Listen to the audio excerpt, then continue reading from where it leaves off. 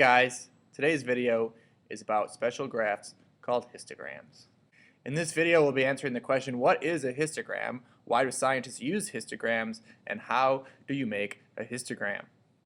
When you first see a histogram, it looks a lot like a bar graph, but there's some differences between bar graphs and histograms. If you look on the right, we see a picture of a histogram. So this is height of black cherries. Down at the bottom on the x-axis we see the height in feet, and on the y-axis we see frequencies. So this tells us how many black cherry trees fall within those height ranges. The reason we use histograms is because it groups all the data that could be the same in the same category. So data could be the same even though the values are different because of inaccuracies in the tools that we use in measuring. So if you think back to the experiment where you put the penny on the balance multiple times, you realize that the mass of the penny doesn't change, but sometimes you have different readings. So because we have different readings, we have an error level in our balance. We might have found the error level in our balances to be plus or minus 0.01 grams or plus or minus 0.02 grams.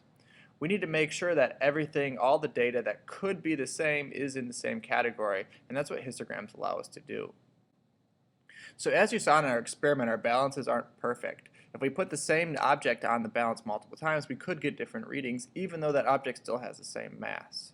So in histograms, all the data that could be the same mass, or could be the same change in mass, all goes in the same bar. We're going to make a histogram to answer the question, do pennies all have the same mass? So to do this, I already have the data collected. So I have 14 different pennies measured and their masses. So on the left I have the year of the penny, and on the right column I have the mass of the penny. Looking at that first mass, we see the mass is 2.51 grams. Now remember from our sensitivity of the balance experiment that the actual mass of that penny could be somewhere between 2.50 to 2.52. So when we make a histogram, we're taking that range into account. When you create a histogram, what you're really doing is putting data inside bins. So here you can see the bins that we have made. Each bin we're going to put the data that could possibly be the same because of the error in the balance. So the example that I talked about earlier was that mass of 2.51 of the penny. Now the actual mass of that penny could be 2.50 or 2.52. So we create bins where all those data points go in the same bin. The way we have it set up here is that we have the edges of the bin marked by the pink note cards.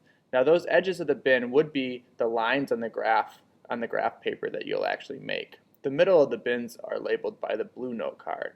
We're going to show you how we decide which bin each data point goes into. Now that we've collected all of our data and we have our bins made, our Pal Esteban here is going to show us how to place each data point into a bin, into the proper bin that it belongs in. So what he's done is he's taken a set of blocks and he's labeled them with each data point. So each block will really represent a square on your graph paper. It's the same as filling in a square. We'll show you how to make the actual graph later, but we're going to show you how this really works using these bins. So the first data point he has is 2.51 grams. He's going to go to the bin and he sees that 2.51 grams falls on the line between two bins. Every time a data point falls on the line, it's going to go into the bin to the right. The second data point is 2.54 grams. 2.54 is the middle of this bin, so it's going to go in that bin to the right.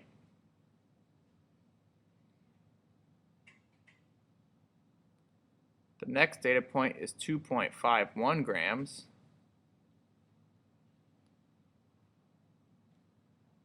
Again, that falls in the line, so it's going to go into the bin to the right.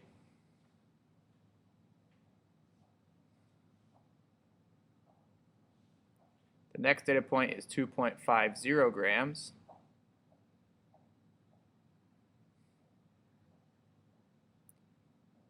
That's going to go into the bin where the middle of the bin is 2.50.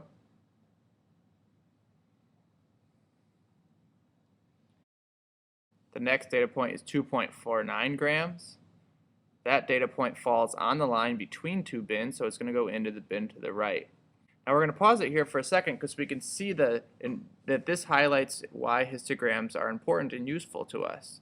So 2.49 grams and 2.50 grams are in the same bin.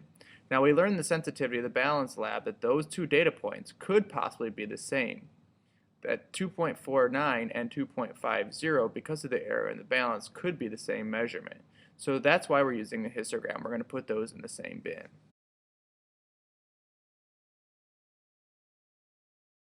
2.47 grams falls on the line, so it's going to go into the bin to the right. And you can see a bar graph or a histogram starting to be formed here. 2.52 grams,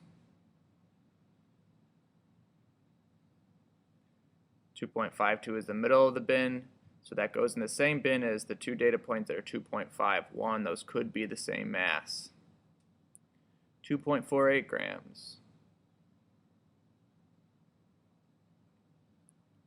2.48 is the middle of that bin, goes in the same category as the 2.47 grams. Those could be the same masses. 2.47 falls on the line, goes into the bin to the right. 2.50. 2.50 is the middle of that bin. That column's getting larger. 2.50 again. Same bin. You can see the shape of the histogram starting to form as we add more data. 2.48 grams. It's the middle of that bin.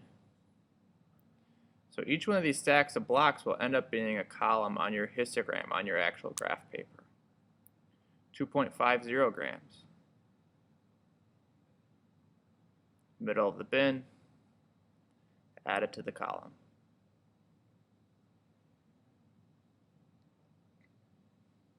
2.50 grams again.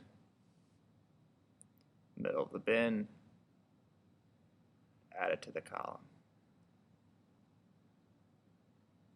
And the last data point, 2.51 grams. Falls on the line. Add it to the bin to the right. And that's all we have for the histogram. Esteban likes it.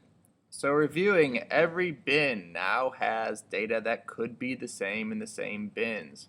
So looking at this data, not all the data is exactly the same, but as you saw from the sensitivity of the balance experiment, the data could be the same. So when you took a stopper and put it on the balance multiple times, you got different readings that were off by probably 1/100th of a gram. So we take that into account and put everything that's off by 1/100th of a gram and put it in the same column, saying that these could be the same measurements or the same mass. So now we're going to take our data and we're actually going to make a histogram on a piece of graph paper. So instead of using the bins, we're going to translate that into an actual graph paper histogram. So the steps to make a histogram: number one, you need to label your X and Y axis. Number two, you need to find the mode in your data. Number three, you're going to use that mode to be this middle of your center bin. Number four is you're going to figure out the sensitivity from the balance from the data that you collected. For example, in the data that we collected from the pennies that we're using to make this histogram, each time we put a penny on the balance, we know that the mass could be plus 0.01 gram or minus 0.01 gram from the number that's actually read out on the balance. So our sensitivity for the balance, our error level for the balance, is plus or minus 0.01 grams.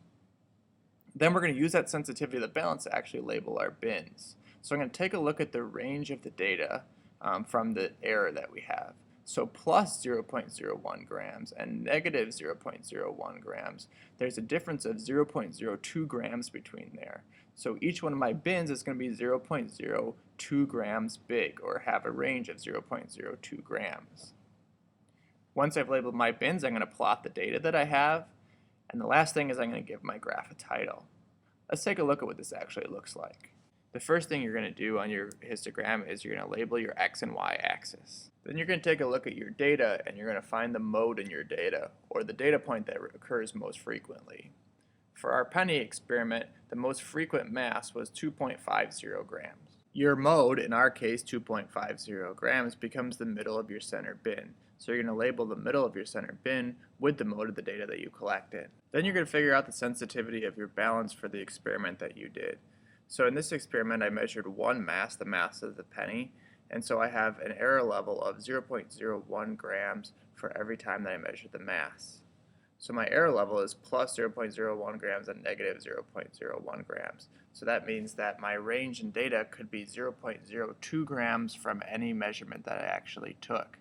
So I'm going to make my bin sizes, the sizes of my bin, 0.02 grams big. If I label my first middle point 2.50 grams, I'm going to label the middle of the next bin 2.52 grams. And I'm going to make sure that every bin is 0.02 grams big. Now that you have your axes labeled, the last thing you need to do is plot your data. So fill in a box for each data point that you found. Once you've done that, you give your graph a title, and you're done.